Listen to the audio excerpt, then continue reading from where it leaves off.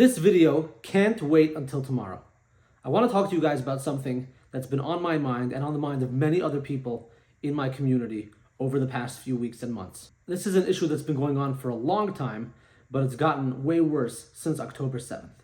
So as you all know, unfortunately, on Simchas Torah, one of the holiest days of the Jewish calendar, on October 7th, 2023, Hamas committed a barbaric terror attack in southern Israel, killing over 1,200 people, men, women, and children, innocent civilians. They murdered, they raped, and they pillaged, and they did unspeakable crimes against humanity. But what has happened since then is that anti-Semites all over the world have jumped on this bandwagon of Hamas and terror, and they've been trying to frighten Jewish communities all over the world. Jews are being threatened, Jews are being attacked, Jews are being harmed, Jews are being discriminated against, and we've seen many thousands of instances of this happening since October 7th. Now, don't get me wrong, anti-Semitism has existed since the beginning of time, but over the past few weeks and months, things have been getting really bad really quickly, and it's very concerning to myself as a Jewish person and to so many others in my community, who many of whom are just simply afraid to go about their normal lives. They're always feeling like they have to watch their backs and make sure that someone is not about to attack them or to threaten or harm them in any way. So it's been a very stressful time. Now, the reason I'm talking about this is because I recently made a video. I was on the way to Israel and I was in an airport in Texas and I needed to pray the morning prayers of Shachris. Now, when a Jewish Orthodox man prays, he puts on something called talis and tefillin. A talis is a prayer shawl, and tefillin are these leather straps and boxes. One goes on your arm, one goes on your head, and you pray with those. They're a very visible reminder that the person wearing those items is Jewish. And because I was in an airport, I wasn't sure how people would react. I was a little bit uncomfortable, and especially praying publicly as a Jewish person during this time, since October 7th, really can make you feel uncomfortable. And especially when you're in public, like, do you do this? Do you not do this? Do you wait? So I was standing there in the airport and I wasn't sure what to do, and I made up my mind, you know what, I'm going to do this right here, right now. I'm not going to wait. I'm not going to allow myself to be frightened or ashamed of who I am, and I'm just going to go about my life and do my thing, and if anybody has a problem with it, so be it. That is exactly what I did, and then I uploaded a video to YouTube, to Instagram, to TikTok, to Twitter, all my social media platforms, explaining exactly what I had done. And the video went kind of viral. I got a lot of feedback, many letters and messages and emails and comments from people who I met in person who told me that it really resonated with them and inspired them, because during this time, Jewish people, especially people who are visibly Jewish, are kind of sometimes afraid to go out being their regular selves, to go out with a yarmulke, with a Jewish skull cap, or for women to go out dressed modestly in a way which definitely shows that they are Orthodox Jews, or for people to wear tzitzis, which are the fringes that Jewish men wear on the sides of their clothing. And there have been so many instances of people who have been kind of trying to hide their Jewish identity because of what's happening since October 7th. Now, I'm not here to highlight problems. I want to try to bring solutions. And what I understand from my experience traveling the world as a very visibly Orthodox Jew is that people will look at you, people might make you feel uncomfortable because of who you are, especially if you stand out from a crowd like a visibly Orthodox Jewish person does. But what's worse than feeling uncomfortable is if you need to go into hiding. If it becomes so acceptable in society for people to hide who they are because they're afraid of what other people are going to think, what kind of future does that group of people who are hiding have? It can't be a great future, because if you have to hide, well, your kids are not going to want to walk around proudly showing off who they are, and that religion or group or whatever it may be, those people are doomed, because if you have to hide, there is no future for you. Therefore, I believe very strongly that the solution to this issue is never giving in an inch. Do not hide who you are. Wear your kippah proudly. Wear your tzitzis proudly. Dress modestly. Wear your chai necklace or your Star of David. Whatever it is that makes you feel proud to be Jewish, wear it proudly wherever you are, whenever you are.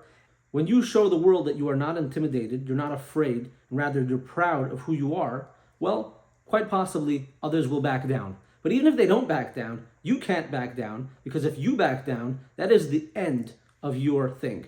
But no matter what, you cannot back down, because if you back down, then you're going to disappear. You'll have no visibility, and you're going to show the world that it's okay to scare people into hiding. Standing up for what you believe in and for who you were born to be is something that should be celebrated, and that is why I have something that I'm very proud to present to you. I am starting a clothing brand. It's going to be a clothing brand focused on Jewish pride, because I believe that we have to go out and be proud of who we are, we love who we are, and we will not allow anybody to scare us into hiding. You see, the Jewish people have existed for thousands of years, and we've been persecuted for thousands of years. But those of us who decided to be proud and to pass on this beautiful tradition of our religion to our children, and to not give in to the pressure of society to change and assimilate, it is because of those people that we still exist today. It is because we stayed so close to our practices and customs and commandments that God gave us in the Torah, that alone is the reason that we are here today. So I don't know what kind of future we have, but I know that if we're going to hide, we have no future. And if we go out and be proud, then our future can be very, very bright. So a little more about this clothing brand. It's called Candle and Strap. And the candle in the name references to Shabbos candles, which women light every week before Shabbat. The strap represents the straps of tefillin, which men wrap around their arms every day while praying.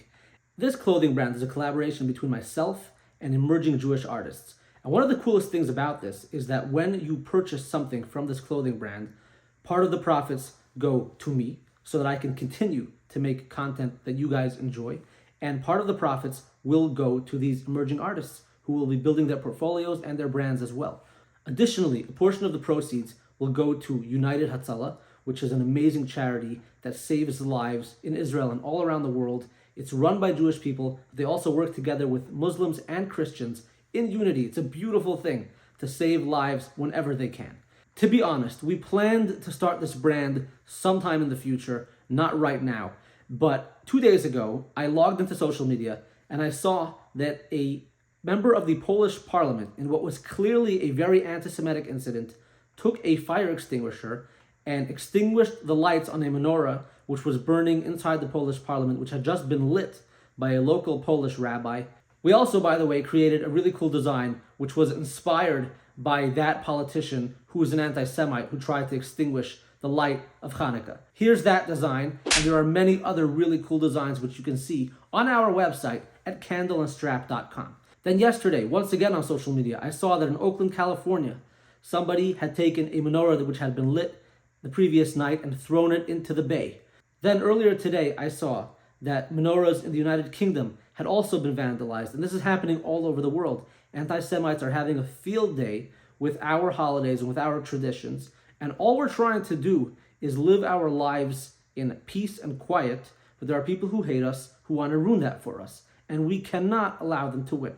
So if you want to be proud of who you are, if you want to show the world that you are proud to be a Jew, that you love your heritage, and that you are not afraid of the anti-Semites, go to candleandstrap.com, buy yourself any item there, show the world who you are and that you're not afraid. This will make you prouder and stronger to be a Jew. It will also help us to continue to create amazing content. It will help emerging artists. But most of all, we're going to make sure that those evil anti-Semites cannot win, and that the light of Judaism and our religion and our people will shine bright for many more years. This cannot wait one more day. We need to launch it right now because the anti-Semites are out there in full force, and the only way we fight back is if we show them that we're not afraid. Go to candleandstrap.com, buy yourself something, support this channel, support emerging artists, show the world your Jewish pride. Thank you very much. God bless you, and happy Hanukkah.